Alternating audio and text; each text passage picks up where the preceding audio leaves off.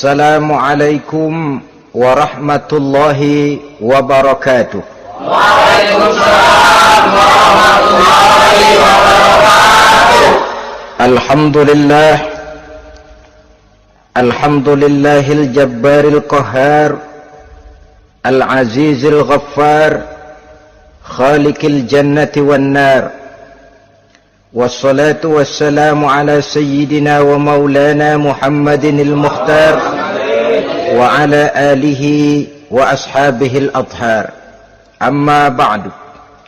Saudara-saudara kaum muslimin rahimakumullah.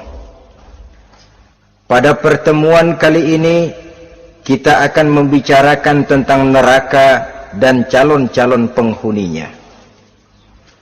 Sesungguhnya kalau kita bicara tentang neraka, artinya kita bicara tentang akhirat. Dan kalau kita bicara tentang akhirat, kita bicara tentang alam gaib yang merupakan salah satu dari rukun iman yang 6, percaya kepada alam gaib. Kalau sudah bicara alam gaib, maka ini di luar batas kemampuan nilai-nilai ilmiah dan di luar batas kemampuan renungan filsafat. Ilmu pengetahuan akan buntu kalau sudah membicarakan alam gaib. Artinya kehidupan di akhirat itu tidak bisa diteliti secara ilmiah. Filsafat pun akan ngambang kalau sudah membicarakan kehidupan di alam gaib. Karena itu kalau kita kembali kepada logika, jika kita ingin mengerti tentang caranya membuat bangku, kita pergi ke tukang bangku dan bertanya kepadanya. Kita ingin mengerti cara membuat mobil, kita pergi ke tukang mobil, ke bengkel mobil dan bertanya kepada ahlinya. Pun dalam urusan alam gaib, sudah sewajarnya kita kembali kepada penjelasan dari sang pencipta alam gaib, yakni Allah subhanahu wa ta'ala. Dan melalui kitabullah Al-Quranul Karim, Allah telah menjelaskan masalah-masalah gaib berupa kehidupan di sorga dan neraka itu secara jelas dan pasti.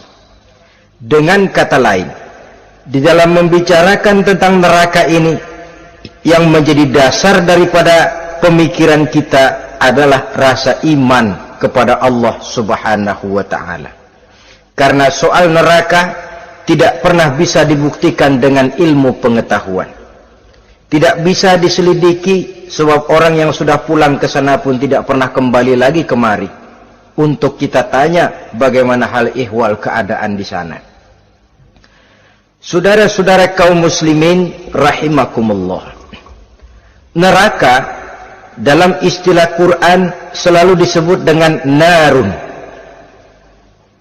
yaitu suatu tempat di akhirat nanti yang wujudnya berupa api yang bergejolak, bernyala dengan teramat dahsyatnya, sehingga dapat mengelupaskan kepala setiap orang dan menjulang ke hati.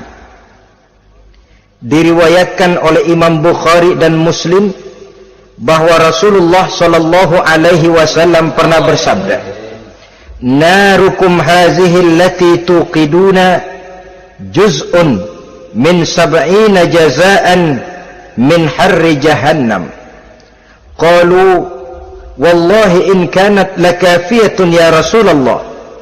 Qala, "Fa innaha fadlat bi 69 jazaa." Apimu yang kamu pakai di dunia ini, kata Nabi, untuk memasak, untuk menyalakan lampu, api yang kau pakai di dunia ini cuma satu bagian kecil dari 70 kali bagian panasnya neraka jahanam. Sahabat waktu itu terperanjat lalu berkata, "Wallah, in kanat lakafiyatun ya Rasulullah." Ya Rasul, api di dunia ini saja sudah cukup untuk menghanguskan kami, untuk menghanguskan apa yang ada. Bersabda Rasulullah sallallahu alaihi wasallam, maka sesungguhnya api neraka itu dilebihkan panasnya dengan 69 kali daripada panasnya api di dunia ini. Jadi sepanas-panasnya api yang pernah kita rasakan di dunia ini, maka api di neraka nanti 69 kali lebih panas dari api yang kita rasakan paling panas di dunia. Hadis yang senada dengan penjelasan ini di samping Jawahirul Bukhari, kita bisa menemukannya dalam Mukhtasar Tazkiratul Qurtubi dan Mukhtasar Ibnu Abi Jamrah misalnya. Saudara-saudara kaum muslimin rahimakumullah. Sehingga boleh jadi seringan-ringan azab penduduk neraka di akhirat nanti, kata Nabi, seorang yang di telapak kakinya diletakkan kerikil neraka yang sangat kecil, lalu mendidih otaknya. Itu seringan-ringannya. Di tapak kakinya diletakkan kerikil neraka yang oleh karena panasnya lalu mendidih otaknya. Itu yang paling ringan, nggak apa-apa, cuma segitu aja. Di telapak kakinya ditaruh kerikil, otaknya lalu jadi mendidih karena menahan panas. Pantas kalau suatu hari Luqmanul Hakim pernah memberikan nasihat kepada anaknya, kata beliau, "Anakku, kerjakanlah dosa seberapa kekuatanmu menanggung azab Allah, dan laksanakan ibadah seberapa hajat dan keperluanmu kepada Allah. Berapa banyak hajatmu kepada Allah, begitulah kamu harus beribadah. Kalau kamu merasa tidak berhajat dan tidak perlu apa-apa kepada Allah, ya tidak usah ibadah." Logikanya kan begitu. Saudara-saudara, dalam hidup ini ada nggak yang nggak perlu kepada Allah? Ada nggak? Seluruh kita memerlukan Allah. Karena itu Luqman betul dengan bahasa diplomatis, "Anakku, kerjakan ibadah seberapa hajatmu kepada Allah. Makin banyak hajatmu kepada Allah, makin banyak hendaknya kamu melaksanakan ibadah. Tapi kalau kamu sudah merasa bisa hidup tanpa Allah, persilahkan kamu tidak usah ibadah." Sebaliknya, kerjakan dosa seberapa kekuatanmu menanggung azab siksaan Allah. Kalau merasa sudah belajar ilmu kebal, kira-kira di neraka nanti nggak apa-apa, persilahkan kerjakan dosa sebanyak-banyaknya. Tapi kalau masih berpikir, gua mah jangan dibakar di neraka, nginjak puntung rokok gua lompat. Kalau masih berpikir ke situ, ya hati-hati, saudara-saudara. Nah, sebagaimana surga, neraka pun ada pintu-pintunya. Dan yang melalui pintu-pintu itu sesuai dengan dosa yang dia kerjakan pada waktu kehidupannya di dunia ini. Jadi setelah manusia diadili, mereka kumpul di padang mahsyar beramai-ramai. Yang mendapat kitab di tangan kanan, yang selamat dari proses pengadilan, yang sudah nyata lebih banyak kebaikannya daripada kesalahannya, wajah mereka berseri-seri. Tapi yang rapotnya merah, yang timbangannya lebih banyak kejahatannya, mereka mukanya udah pada gulem. Di tengah itulah kedengaran pernyataan dari Allah Subhanahu wa ta'ala, "Salamun qaulan min Rabbir Rahim." Ada ucapan selamat dari Allah, Tuhan yang Maha Pengasih dan Maha Penyayang. "Salamun alaikum." Selamatlah kamu, wahai orang-orang yang kelak akan sampai ke surga. Yang lulus di pengadilan dapat ucapan selamat dari Allah. Tapi pada saat itu juga Allah mengatakan, "Wamtazul yauma ayyuhal mujrimun." Pada hari ini, semua orang-orang yang kurang ajar, supaya minggir. "Wamtazul yauma ayyuhal mujrimun." Orang-orang yang durjana, kelompok durhaka, para pembuat dosa, misah hari ini, minggir semuanya. Kamu akan digiring ke dalam neraka. Saudara-saudara kaum muslimin rahimakumullah. Baik mereka yang akan menuju surga, baik mereka yang akan masuk ke dalam neraka, sama melintasi satu jembatan yang melintang di atas neraka.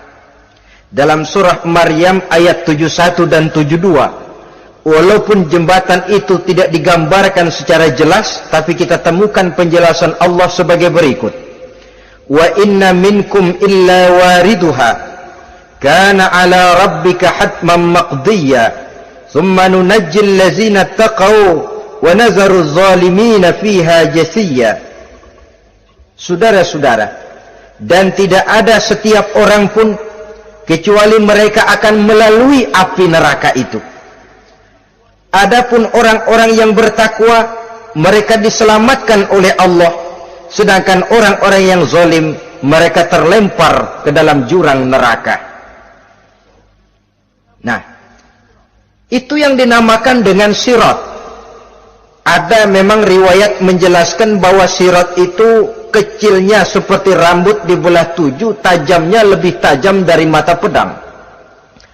Tapi dalam banyak hal, orang lewat di atas sirat itu bergantung kepada amalannya waktu dia hidup di dunia ini. Maka jangan heran ada orang yang lewat di atas sirat itu seperti kilat, lep, sudah sampai di surga. Ada yang lewat di atas sirat itu seperti orang terbang. Ada yang lewat di atas sirat itu seperti orang lari. Ada yang seperti jalannya unta. Ada yang merangkak. Ada yang gelantungan. Ada yang sudah hampir sampai ke tepian sana untuk masuk ke dalam surga, terpeleset nyemplung juga ke dalam neraka. Sesuai dengan amalan pada waktu mereka hidup di kehidupan dunia yang sekarang ini. Saudara-saudara kaum muslimin rahimakumullah, apabila orang terperosok lalu masuk ke dalam neraka, bagaimanakah ihwal keadaan di neraka? Panasnya sudah kita jelaskan tadi, 70 kali lipat dari sepanas-panasnya api di dunia ini. Lalu orang-orang yang masuk ke dalam neraka, mereka juga mendapat pakaian, makanan, minuman, perhiasan. Tapi makanannya, minumannya, perhiasannya lain dengan orang-orang yang sampai di surga. Mereka juga diberikan buah-buahan, sebab di neraka juga ada pohon. Namanya pohon zakum. Buahnya duri dari api. Dan itu yang akan jadi lalap makanannya orang-orang neraka. Di dalam surah As-Saffat ayat 64-65 Allah subhanahu wa ta'ala menjelaskan, innaha syajaratun takhruju fi aslil jahim tal'uha ka'annahu ru'usus sayatin. Sesungguhnya pohon zakum itu adalah satu pohon yang akarnya keluar dari dasar neraka, yang buahnya seperti kepala setan. Ini sudah untuk bahasa yang sangat menyeramkan ini. Pohon itu tumbuh dari dasar neraka, buahnya mirip kepala setan. Itu akan dijadikan makanannya orang-orang yang ada di dalam neraka. Perhiasannya apa? Surah Al-Insan ayat 4, inna a'tadna lil kafirina salasilan wa aghlalan wa sa'ira. Sesungguhnya kami sediakan bagi orang-orang kafir itu di dalam neraka segala macam rantai, cambuk-cambuk dan belenggu-belenggu neraka, terbuat dari api neraka, siap untuk merantai, membelenggu dan mencambuk mereka. Jadi dikasih perhiasan, lehernya dikalungin rantai, tangannya dipakein belenggu, ada cambuk-cambuk yang seluruhnya terbuat dari api neraka. Begitu mereka sampai ke pintu neraka yang namanya malaikat Zabaniyah, penjaga neraka, udah bukan main gemesnya dah. Ya, nyambutnya nggak ada ramahnya, lain sama malaikat Ridwan, penjaga surga. Ramah, murah senyum, Begitu orang mau masuk surga, salamun alaikum tibtum fadkhuluha khalidin. Keselamatan atas kamu, sungguh kamu telah beruntung. Sekaranglah masuk kamu ke dalam surga dan kekalah tinggal selama-lamanya di sana. Ramah, murah senyum, selamat datang, selamat tiba di tempat yang penuh kenikmatan. Mari persilahkan. Ini malaikat Ridwan. Malaikat Malik, malaikat Zabaniyah lain lagi. Dia nungguin pabrik. Sadis menerima, matanya melotot. Ini dia manusia-manusia kurang ajar yang waktu di dunia sudah datang para rasul, sudah turun agama, sudah datang Al-Quran, tapi belagak pilon. Sini loh, nih rantai belenggu, lalu dirangkeng, dimasukkan ke dalam neraka. Na'udzubillah summa na'udzubillah. Saudara-saudara, lalu terpikir oleh kita, kalau begitu panasnya api neraka, sekali lempar orang terus mati dong. Ya enak kalau boleh begitu sih. Begitu dilempar ke neraka terus mati, enak. Ternyata tidak. Kepedihan neraka adalah kepedihan yang kekal dan terus menerus. Tidak satu saat pun orang-orang di dalam neraka pernah merasakan kesenangan. Tidak sesaat pun. Kali semenit kayak ngasok, enggak, terus menerus berada dalam kepedihan yang tiada tara. Al-Quran menjelaskan, kullama nadijat juluduhum baddalnahum juludan ghairaha. Apabila hancur kulitnya, kami ganti dengan kulit yang baru. Supaya apa? Liyazukul azab, biar dia rasain azab. Tuh, rasain dulu. Hancur kepalanya, buletin lagi. Hancur kulitnya, bikin lagi. Berantakan isi perutnya, disempurnakan lagi, digiling lagi. Terus menerus begitu. Tidak sedetik pun penduduk neraka itu pernah mengalami istirahat. Barangkali pakai jam istirahat lumayan. Ini enggak ada. Ada bel, keneng, istirahat, azab dicabut. Tidak. Terus menerus dan selalu begitu. Satu detik saja pun mereka tidak pernah istirahat dari siksaan dan azab yang mereka terima. Saudara-saudara kaum muslimin rahimakumullah. Lalu bagaimana keadaan mereka? Ada orang-orang di dalam neraka itu yang dikenakan pakaian dari api neraka. Luar biasa. Dikasih pakaian dinas dari api. Kemudian kepalanya dituangi air yang sedang mendidih, yang dengan tuangan air itu dihancur luluhkan segala isi perutnya dan kulit-kulitnya. Setelah itu mereka dicambuk dengan cambuk-cambuk dari besi. Apabila mereka hendak keluar dari neraka, mereka dicampakkan kembali ke dalamnya dan dikatakan kepada mereka, rasakan siksaan yang membakar ini. Dalam surah Al-Hajj ayat 19 sampai 22 kita bisa simak firman Allah Subhanahu wa taala. Fallazina kafaru qutti'at lahum siyabun min nar yusabbu min fawqi ru'usihimul jahim yus'aru bihi ma fi butunihim wal julud walahum maqami'u min hadid kullama aradu an yakhruju minha min ghammin u'idu fiha wa zuqu azabal hariq. Na'udzubillah summa na'udzubillah. Diberikan pakaian dari api, melolong, menyayat dia, memilukan, merintih dan meraung-raung. Lalu kepalanya diguyuri dengan air yang sangat mendidih. Hancur luluh isi perutnya. Masih dicambuk lagi dengan cambuk-cambuk dari besi. Mereka merambat. Mereka meraung. Mereka hendak lari. Mereka ingin keluar dari neraka. Tapi tiap kali mereka merambat ingin keluar, ditarik lagi. Kalau cari kita, ayo, mau kemana lo? Apa kata malaikat penjaga neraka? Zuku azabal hariq, rasain nih, makan pencarian lo waktu di dunia. Saudara-saudara, lalu ada pula siksaan penduduk neraka itu, di mana dahi, lambung dan punggung mereka dipanggang dengan api neraka. Allah Karim. Kita di dunia ini tertusuk paku saja waktu berjalan sudah bukan main pedihnya. Tertusuk duri saja sudah bukan main pedihnya. Ini punggungnya, lambungnya macam disate, dipanggang dari api neraka. Dalam At-Taubah ayat 35 kita temukan firman Allah, fi nari jahannama fatukwa biha hibahuhum wa junubuhum wa zuhuruhum, na'udzubillah summa na'udzubillah. Kemudian ada pula penduduk neraka itu yang disiksa, lehernya diikat dengan rantai.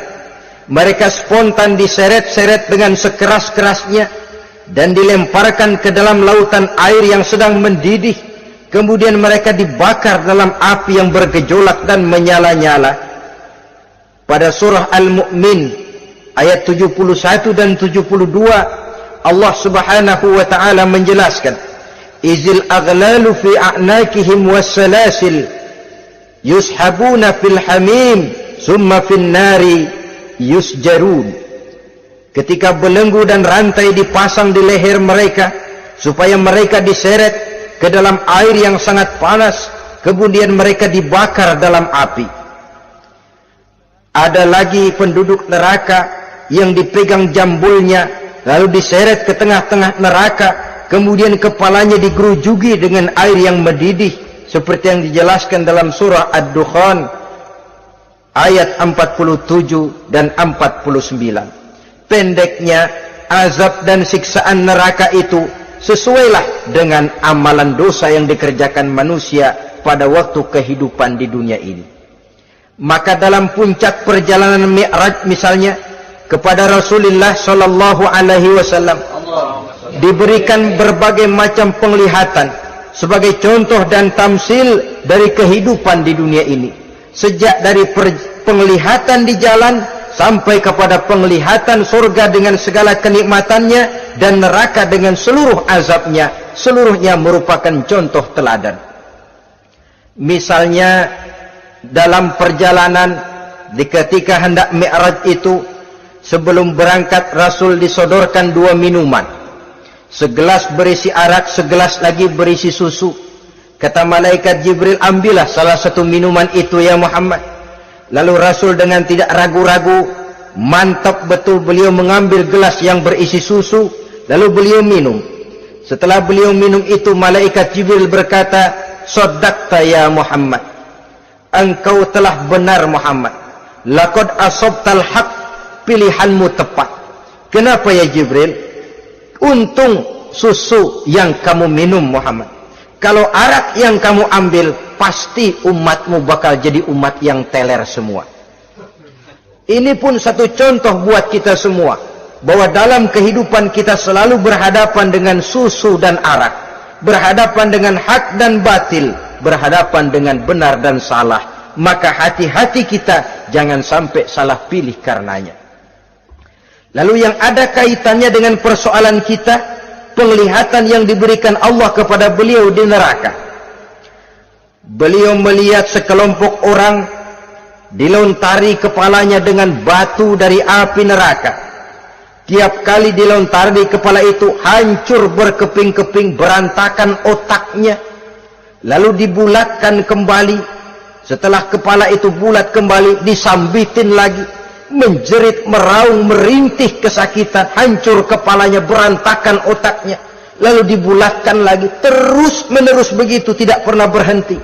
Sampai Rasul bertanya, ya Jibril, ini orang kenapa kepalanya dilontari dengan api neraka sampai hancur lalu dibulatkan kembali? Kata malaikat Jibril, ya Muhammad, itulah contoh daripada umatmu yang berat untuk sujud kepada Allah Tuhannya. Itulah contoh dari umatmu yang waktu hidup di dunianya tidak pernah mendirikan solat sama sekali. Sombong yang paling sombong adalah sombong kepada Allah.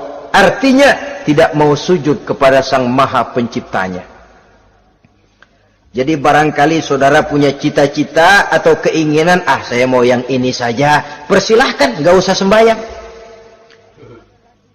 Lalu ada lagi sekelompok kaum, perutnya besar, sebesar rumah, dililit dengan kala dan ular dari api neraka, diseret-seret dia di jurang neraka, dipatoki ular, hancur perutnya, dibulatkan lagi perut itu, diseret kembali, hancur lagi, dibulatkan lagi, terus menerus seperti itu. Kata Nabi ya Jibril, ini apa lagi? Kata malaikat Jibril, wahai Muhammad, inilah contoh daripada umatmu yang waktu di dunia suka makan riba alias renten dan suka makan harta anak yatim, suka ngobyekin anak yatim, sok jadi pengasuh anak yatimnya lapar, pengasuhnya yang pada kenyang. Saudara hadirin yang saya muliakan, orang yang makan riba alias renten, orang yang makan harta anak yatim, begitu gambaran yang diperlihatkan kepada baginda Rasulullah sallallahu alaihi wasallam. Sebagian lagi ada penduduk neraka yang kukunya terbuat dari tembaga dari api neraka, panjang sangat kukunya itu, lalu mencakar-cakar mukanya sendiri, hancur mukanya berantakan, dicakari oleh kukunya itu, lalu dibulatkan lagi, dicakar lagi, hancur lagi, dibulatkan lagi. Pengangguran benar nih orang, muka sendiri dicakarin sendiri. Ya Jibril, ini tamsil apa Jibril? Ya Muhammad, itulah contoh dari umatmu yang pada waktu di dunianya enggak pernah rukun sama sesama saudaranya muslim, suka nyari aib orang lain, suka ngejelekin orang lain, padahal orang lain itu saudaranya seakidah. Kan sama dengan nyakar muka sendiri namanya, menepuk air di dulang, terpercik muka sendiri. Kejelekan saudaranya dikorek-korek, aib saudaranya diobral di pasar umum. Orang macam itu nanti tangannya akan tumbuh kuku panjang dari tembaga yang akan mencakar dan mengoyak-ngoyak mukanya sendiri. Itu kita bisa lihat nanti. Oh, ini yang waktu di dunia suka ngorek-ngorek kesalahan orang tuh lagi pada nyakarin mukanya. Oh, begitu. Saudara-saudara kaum muslimin rahimakumullah. Oleh karena itu Nabi ajarkan kita, tuba liman syaghalahu aibuhu an uyubin nas. Beruntung orang yang aib dan kekurangan pada dirinya menyebabkan dia sibuk sampai enggak sempat ngorek-ngorek aib dan kekurangan orang lain. Introspeksi. Beruntung orang yang celak dirinya menyebabkan dia sibuk dan tidak sempat ngorek-ngorek aib pada diri orang lain. Ada pula di antaranya dilihat oleh Rasul, di antara penduduk neraka itu orang yang lidahnya terjulur memanjang, kemudian dipotong lidah itu dengan gunting dari api neraka, menjerit dan memekik ia menahan sakit yang tiada tara, sampai Rasul bertanya kepada malaikat Jibril, kalau ini tamsil apa lagi ya Jibril? Kata malaikat Jibril, wahai Muhammad, inilah contoh dari umatmu, orang-orang yang waktu di dunia tidak pandai menjaga lidahnya, suka menggunjing orang, suka memfitnah orang, suka ghibah dan namimah, suka ngomongin orang di belakang yang bersangkutan. Maka hari ini lidahnya menjulur menjadi panjang dan dipotong dengan gunting dari api neraka.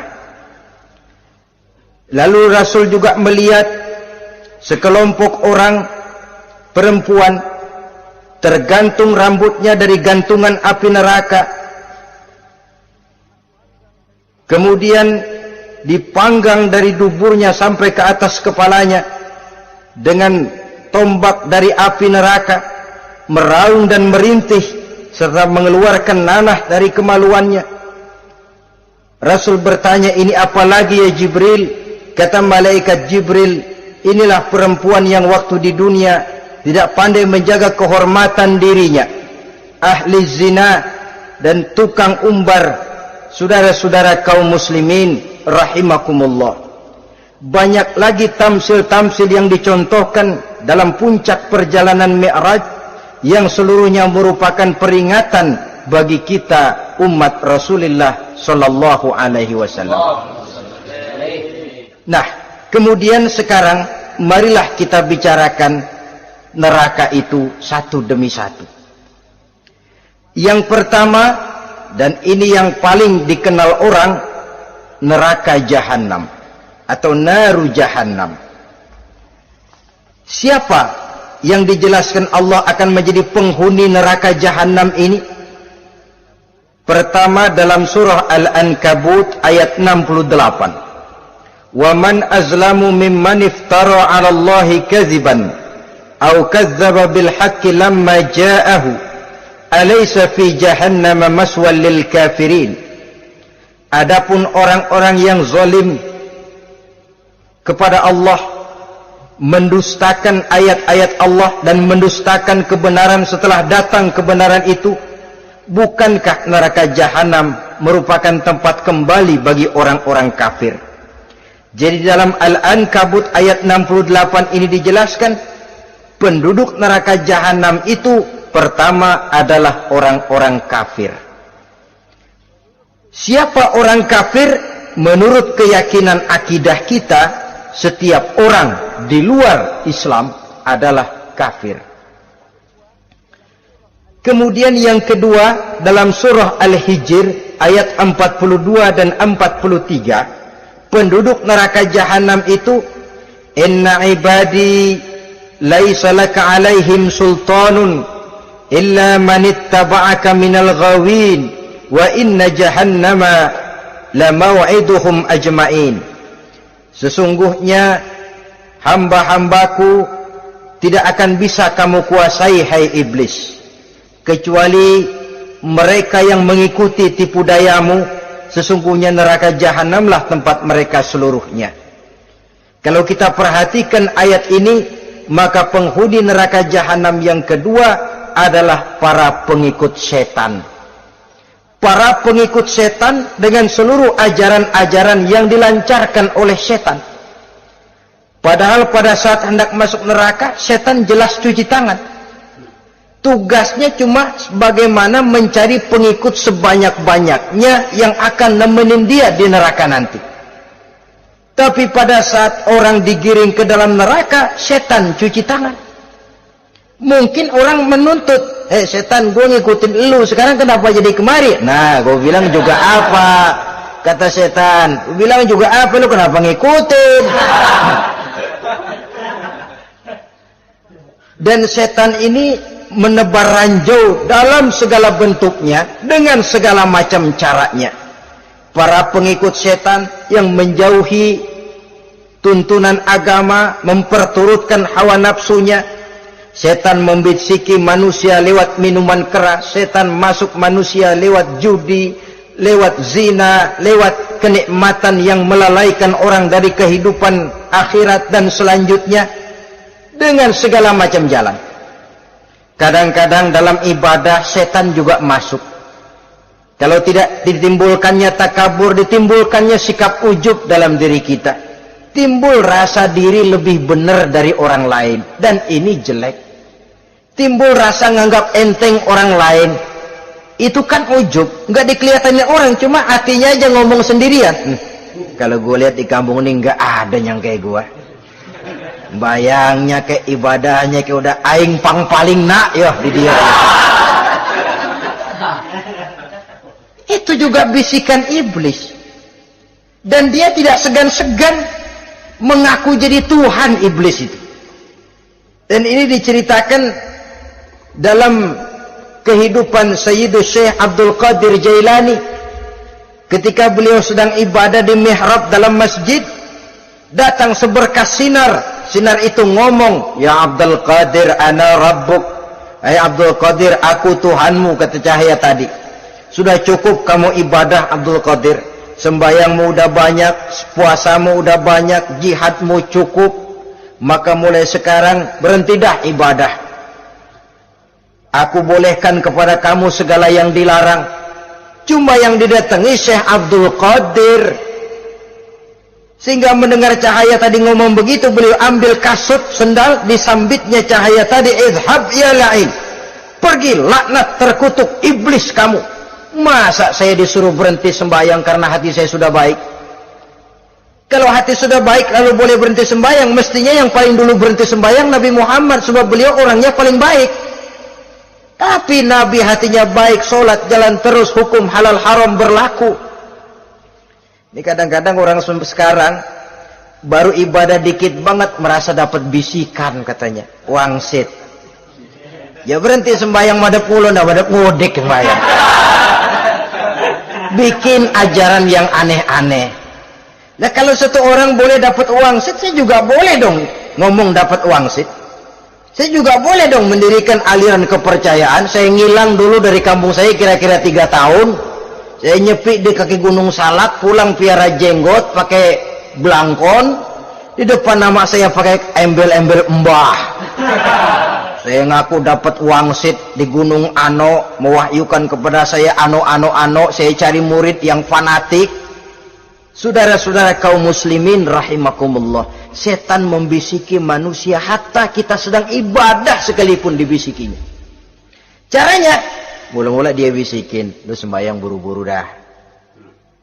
Buru-buru udah. Akhirnya apa? Rukuk kita enggak sempurna, sujud kita enggak lengkap, tumakninah kita kurang, bacaan kita tajwidnya enggak kena. Kalau itu bisa kita atasin, kita sembahyang sebagaimana yang seharusnya, dia bisiki lewat jalan lain lagi. Surahnya yang pendek-pendek aja dah. Atau habis sembahyang udah sigrah, udah jangan pakai wirid, jangan pakai zikir. Dengan segala macam jalan. Dibisikinya was-was ke dalam diri kita. Sehingga ada satu riwayat walaupun dhaif tapi ini baik untuk dijadikan pelajaran. Konon iblis itu kalau subuh keliling dia. Bawa kulit kambing, jarum, sama tepung. Ditanya orang, iblis ini buat apa? Oh, kulit kambing. Gunanya tahu nggak?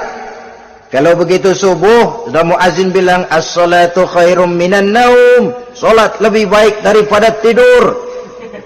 Maka ini kulit kambing mulai aku hamparkan buat hamba-hamba Muhammad. Jadi begitu dengar azan, cuma udah bikin anget udah tidur. Kenapa? Kulit kambing belis masuk. Saudara-saudara, lalu kata orang tadi lagi, lah kalau tepung buat apa itu? Oh, tepung. Itu kalau umat Muhammad mau baca Quran, baca kitab, mutolaah, gua aurin tepung matanya. Biar dia sepet. Makanya kalau sudah ngaji, baca Quran, bawaannya udah ngantuk aja ngantuk. Oh begitu, iya. Lah kalau duri paku itu buat apa? Nah ini duri paku. Kalau umat Muhammad mau hadir di majelis taklim, mau pergi ngaji, mau duduk iktikaf di masjid, gua pasangin paku di pantatnya. Jadi kalau sudah duduk di masjid, kelasat, kleset. Hadir di majelis taklim, kelasat, kleset. Bawaannya mau udahan melulu. Itu duri-duri dan paku-paku yang memang ditebarkan oleh iblis.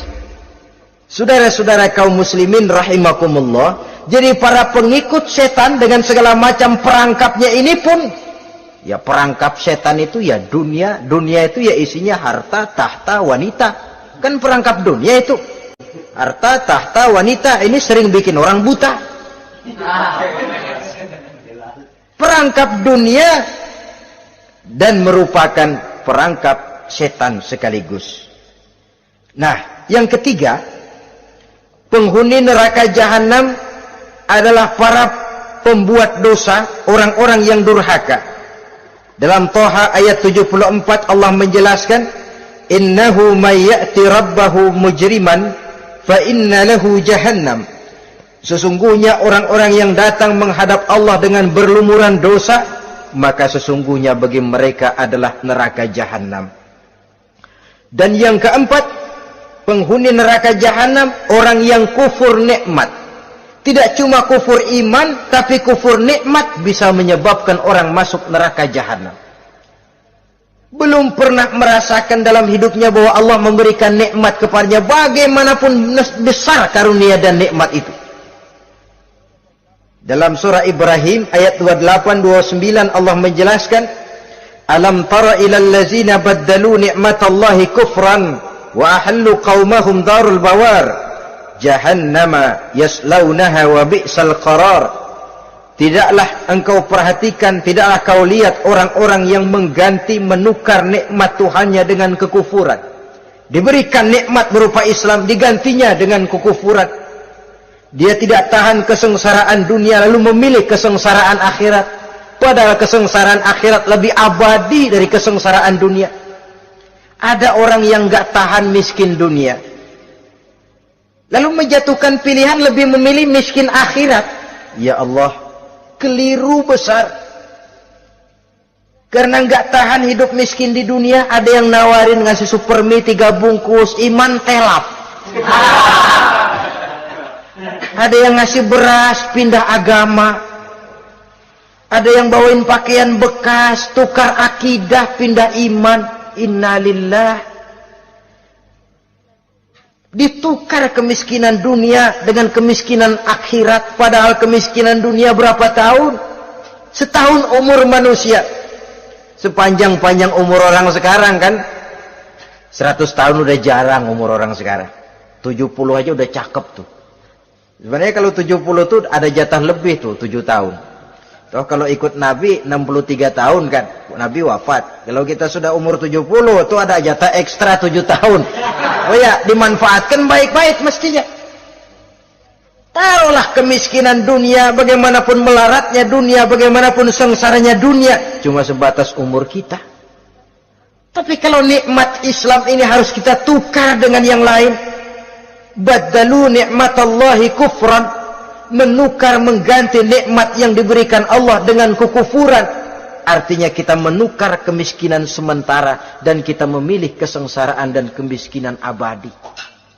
Di akhirat kita miskin, di neraka kita miskin, miskin abadi. Di neraka kita sengsara, sengsara abadi.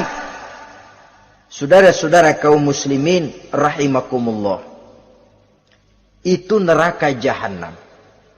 Yang kedua dinamakan neraka jahim. Siapa mereka ini para penghuninya? Siapa mereka ini para penghuninya?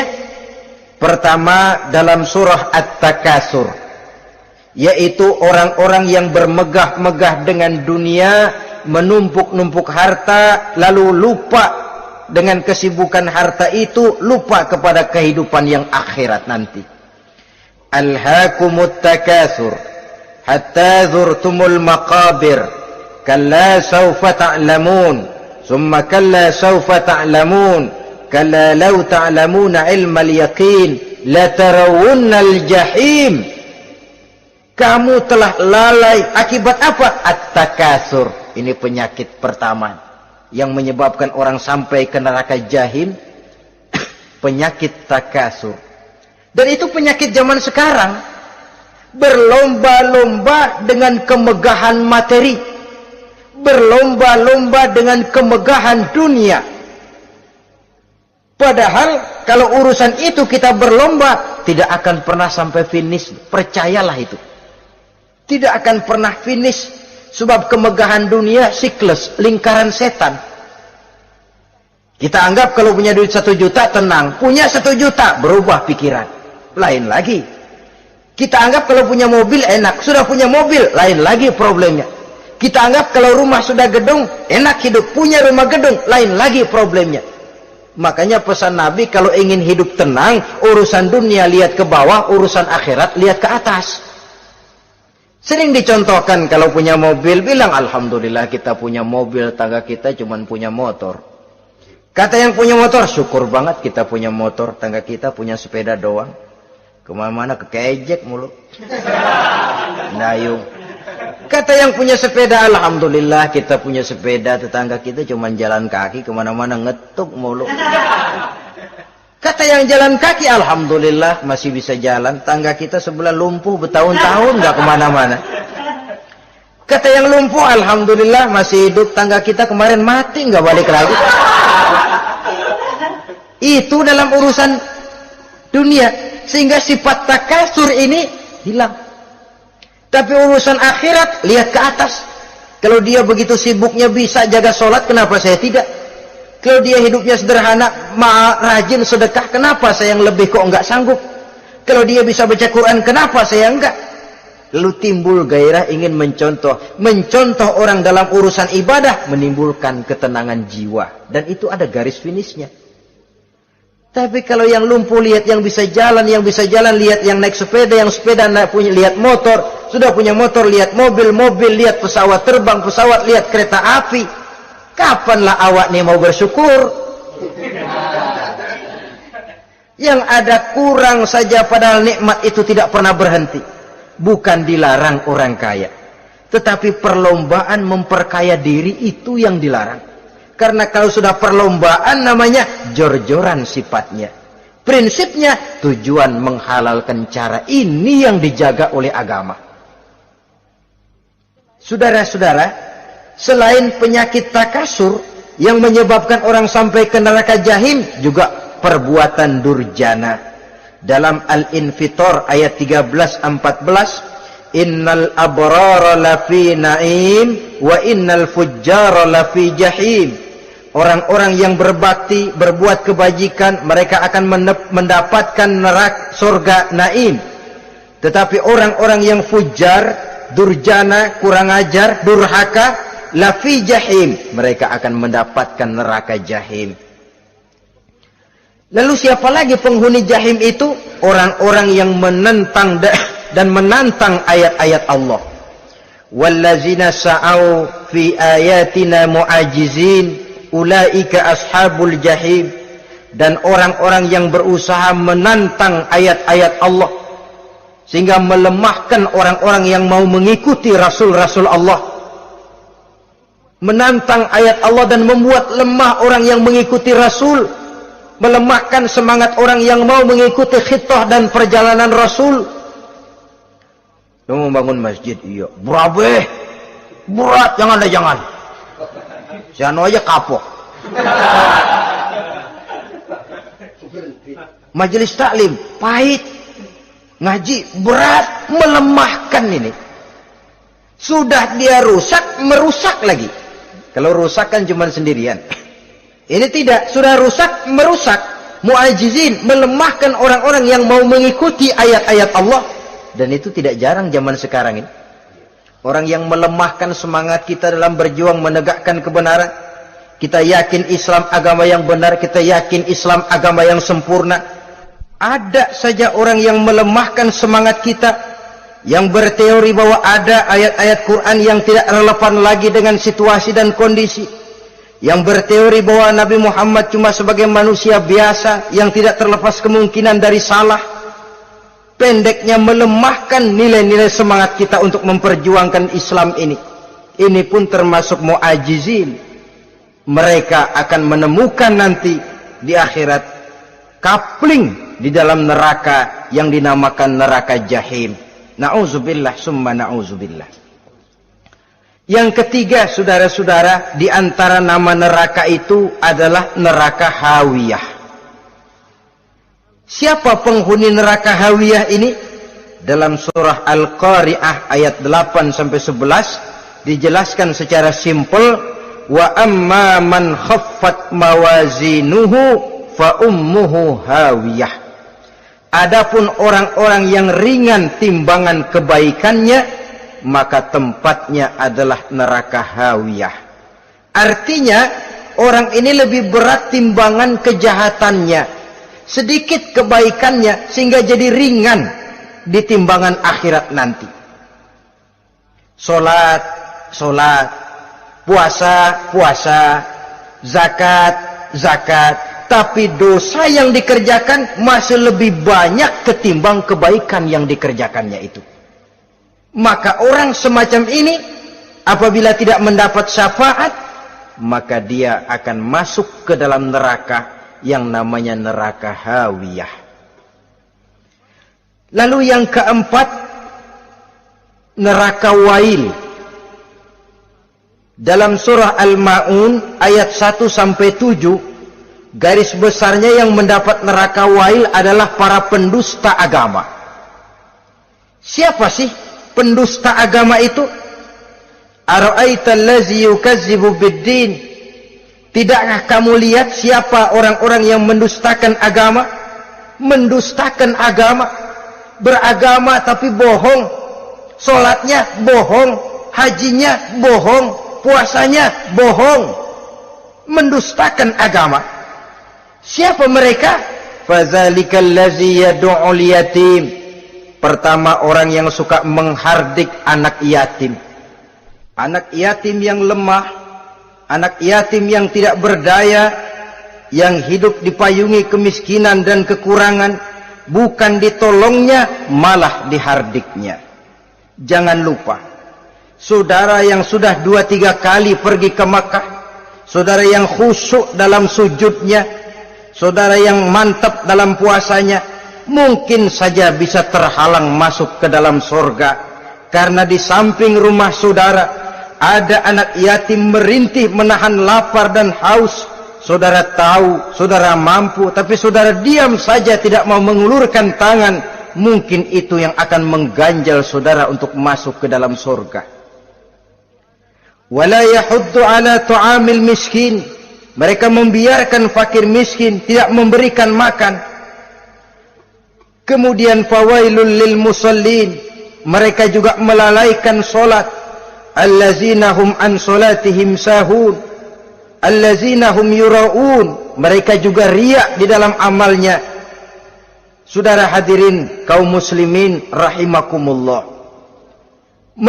melalaikan solat, kemudian riak dengan amalnya, termasuk amalan solatnya.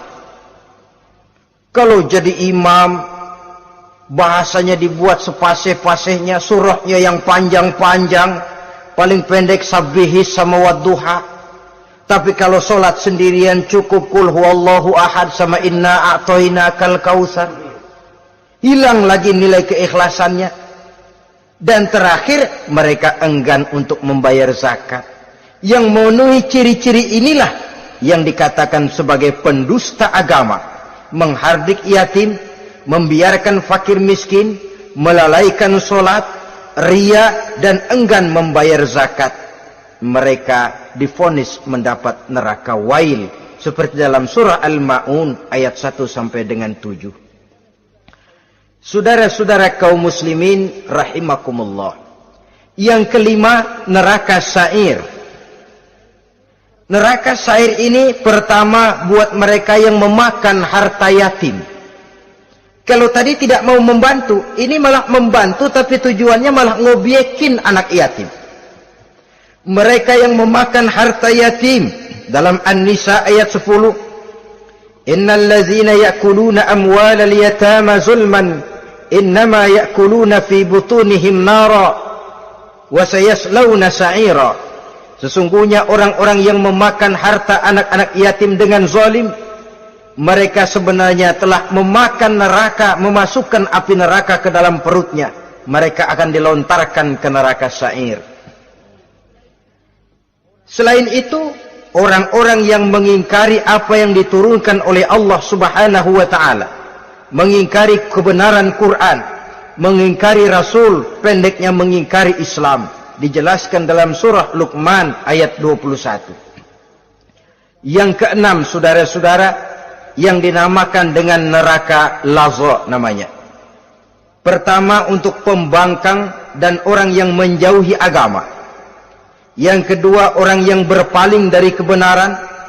Dan yang ketiga, orang yang suka menumpuk-numpuk harta dan menyimpannya, tidak mau membayar zakat, infak, apalagi sedekah. Ini kita temukan penjelasannya dalam surah Al-Ma'arij ayat 15 dan 17. Yang ketujuh dinamakan neraka Sakor. Siapa penghuni neraka Sakor ini? Pertama, orang yang tidak pernah sholat. Yang kedua, tidak pernah memberi makan orang-orang miskin. Yang ketiga, ahli membicarakan yang batil. Strategis betul dia, ulung kalau sudah mengatur kebatilan. Kemudian yang keempat, orang yang mendustakan hari akhir. Dalam surah Al-Muddatsir ayat 42 sampai 47, kepada penduduk neraka Saqar ditanya, "Ma salakakum fis saqar?" Apa yang menyebabkan kamu masuk ke dalam neraka Saqar? Qalu lam naku minal musallin wa la naku nut'imal masakin wa kunna nakhudu ma'al khaidin wa kunna nukazzibu yaumaddin. Mereka menjawab, kami di dunia tidak pernah sholat, tidak pernah memberi makan fakir dan miskin. Kami selalu berkumpul dengan orang-orang yang batil dan membicarakan kebatilan, dan kami mendustakan adanya hari akhir. Yang kedelapan, yang terakhir adalah neraka Khutamah. Ini diperuntukkan bagi para pengumpat, pencela, para penghina orang lain, mencari aib saudaranya, kemudian juga mereka menumpuk, menghitung-hitung harta, lalu kikir dan bakhil dengan hartanya itu. Dalam surah Al-Hujurat ayat 11-12, kemudian surah Al-Humazah ayat 1 sampai dengan 7, kita temukan penjelasan itu. Pada akhirnya saudara-saudara, kalau penduduk surga mereka kekal di dalamnya, maka penduduk neraka ini ada dua macam. Ada penduduk musiman, ada penduduk permanen. Kalau yang namanya penduduk permanen, itu sudah punya paspor, KTP itu. Memang penduduk permanen itu mereka yang kekal selama-lamanya di dalam neraka. Mereka lah orang-orang musyrik dan orang-orang kafir, termasuk orang-orang munafik. Bahkan lebih dahsyat lagi yang namanya munafik. Kata Allah, innal munafiqin fid darkil asfal minan nar. Orang munafik itu berada di dasar jurang neraka yang paling bawah, keraknya neraka. Saudara-saudara, adapun penduduk yang semi permanen, ia masuk neraka buat sementara saja, sekedar dengan dosa-dosa yang dikerjakannya. Mereka adalah orang-orang mukmin yang asli, orang-orang Islam yang waktu di dunianya berbuat dosa. Mereka masuk ke dalam neraka, menerima azab sesuai dengan dosa yang dikerjakannya. Setelah itu mereka akan diangkat dari surga untuk ditempatkan di dalam, mereka akan diangkat dari neraka untuk ditempatkan di dalam surganya Allah Subhanahu wa ta'ala. Seperti banyak dijelaskan dalam hadis-hadis sahih yang diriwayatkan oleh Imam Bukhari dan Muslim. Nah, inilah sekelumit tentang neraka dan calon-calon penghuninya. Mudah-mudahan Allah jauhkan kita, Allah jauhkan anak cucu kita, amin. Allah jauhkan seluruh keluarga kita, amin. Dari neraka dan dari azab neraka. Amin. Terima kasih dan mohon maaf. Wassalamualaikum warahmatullahi wabarakatuh. Waalaikumsalam warahmatullahi wabarakatuh.